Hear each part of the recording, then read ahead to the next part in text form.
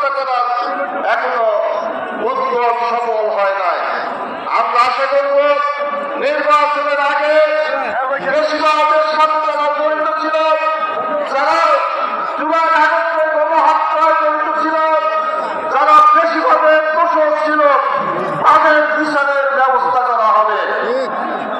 আগামী নির্বাচনে আশ্রমের প্রার্থীদেরকে বিপুল ভোটে বিজয়ী করার আহ্বান থেকে আগামী দিনে প্রয়োজনে আবার রাজপথে রক্ত দেওয়ার জন্য প্রস্তুত থাকার আহ্বান থেকে আমার বক্তব্য এখানে শেষ করছি।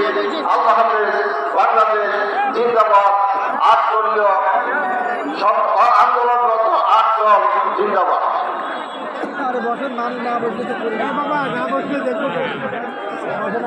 সংগ্রামী জনতা,